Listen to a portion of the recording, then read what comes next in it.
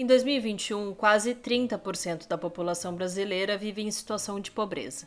Dentre essas pessoas, 17 milhões estavam em situação de extrema pobreza. Isso significa dizer que a cada 10 brasileiros, aproximadamente 3 estavam em situação de pobreza e 1 em extrema pobreza. Estar nessa situação vai muito além de não ter dinheiro.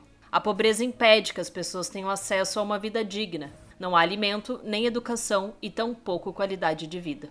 Acabar com a pobreza faz parte da Agenda 2030, que apresenta também diversos outros desafios globais associados à garantia da igualdade, da qualidade de vida e da justiça. Quer conhecer cada um desses objetivos e saber como eles se relacionam com seus direitos? Então segue com a gente. O projeto Direito ao Desenvolvimento é uma realização do Instituto Matos Filho, produzido pela Cívicos em parceria com a Politize.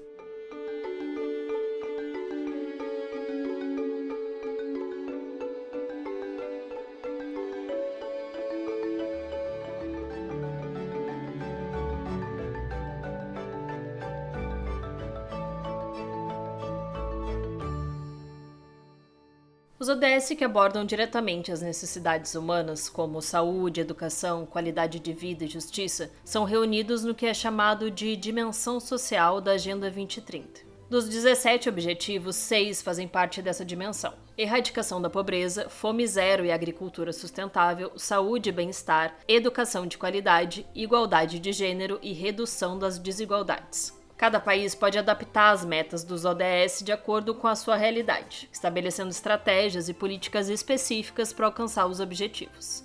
No Brasil, essas garantias que a Agenda 2030 busca promover também estão presentes na nossa Constituição. De maneira geral, o artigo 6º tutela os direitos sociais, dentre eles a questão da assistência social, a questão da alimentação, a garantia de renda. A Constituição brasileira, ela tem que promover o direito. E é por isso que o cidadão tem o direito a buscar esse direito. A Constituição prevê que o Estado deve positivamente agir para estabelecer políticas públicas que garantam todos esses direitos ao cidadão. E funciona dessa forma porque a Constituição é dirigente, ou seja, ela estabelece um plano para gerar progresso social, político e econômico. Nesse sentido, a Agenda 2030 acaba se aproximando da Constituição, né? Isso porque ela também apresenta um plano de ação por meio de objetivos e metas, como garantia de educação e saúde para todos. Além disso, tanto a Constituição quanto a Agenda 2030 buscam assegurar nossos direitos. Mas como que isso funciona na prática?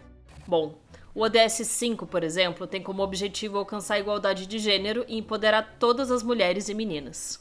Inclusive, essa questão está pautada no artigo 5º e o primeiro inciso dos direitos fundamentais do cidadão seria a igualdade de gênero entre homens e mulheres.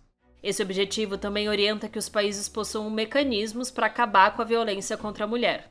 A Lei Maria da Penha ela prevê uma série de mecanismos para a mulher, tanto em âmbito criminal, mas em âmbito civil também, para que a mulher possa sair de uma situação de violência. E aí a própria lei elenca que a violência não é como a gente costuma pensar, que é só uma violência física. A violência pode ser patrimonial, pode ser moral, pode ser psicológica. E aí a lei busca criar alguns mecanismos, que são medidas protetivas, que a mulher pode buscar para sair dessa situação de violência. E por que isso é importante? É importante que a mulher saia da situação de violência para que ela tenha essa igualdade.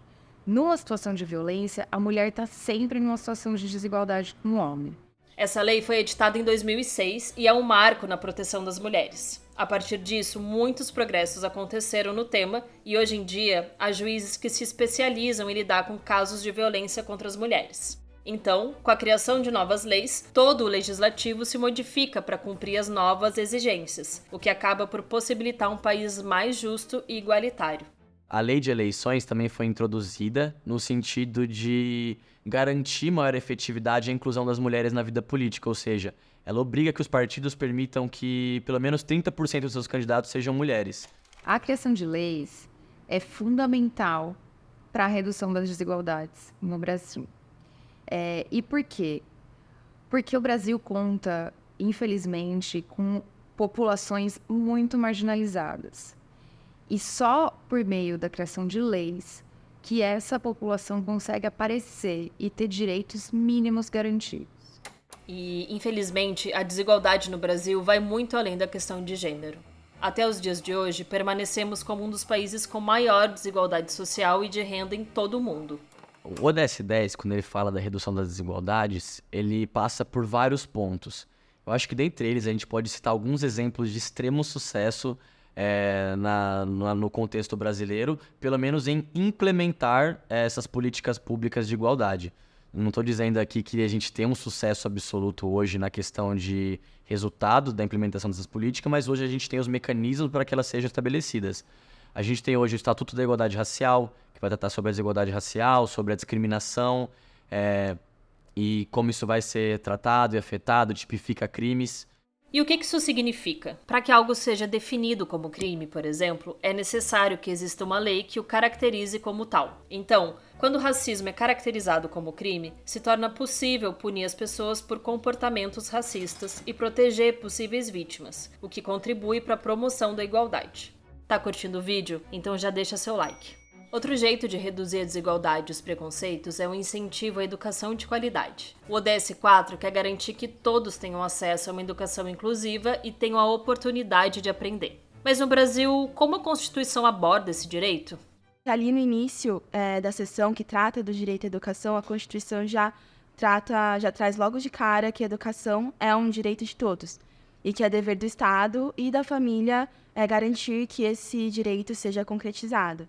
A garantia do acesso à educação depende de um esforço do Estado e da sociedade geral. Assim, a escola se torna um espaço importante da ação conjunta para uma mudança social. Isso não beneficia só a educação, mas também outros objetivos importantes, como acabar com a fome. Um exemplo disso é o Programa Nacional de Alimentação Escolar, que ajuda a garantir que as crianças tenham comida suficiente na escola. Só que implementar políticas educacionais que promovam melhorias para todos pode ser um desafio que precisa de muita atenção e esforço. O programa Escola em Tempo Integral, que é um programa federal que tem como base ali o repasse de recursos da União para os estados e municípios implementarem mais vagas de ensino integral nas escolas de ensino básico. Isso é muito legal, assim, acho que é uma demanda de muito tempo do setor e contribui muito quando a gente fala de qualidade do padrão de ensino. Mas, ao mesmo tempo, ela pode gerar algumas dificuldades quando a gente fala de permanência. Porque quando a gente fala de permanência, a gente tem justamente o problema dos estudantes que não conseguem se dedicar integralmente à escola e que precisam e que evadem o ensino justamente para conseguir trabalhar.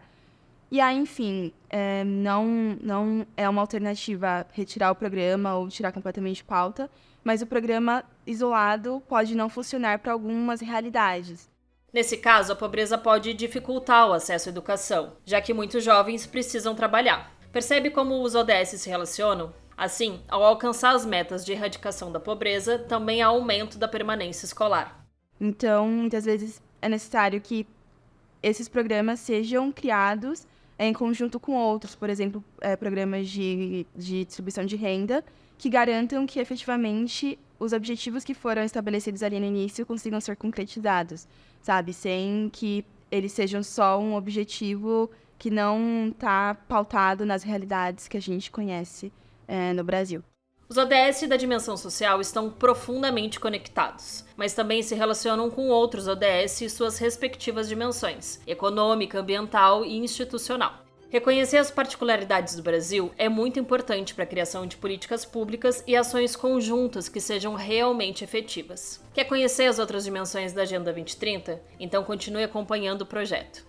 Para saber tudo sobre seus direitos e a Agenda 2030, visite a nossa página no portal da Politize. Também estamos no Spotify. Segue lá a gente e deixa seu like. Até a próxima!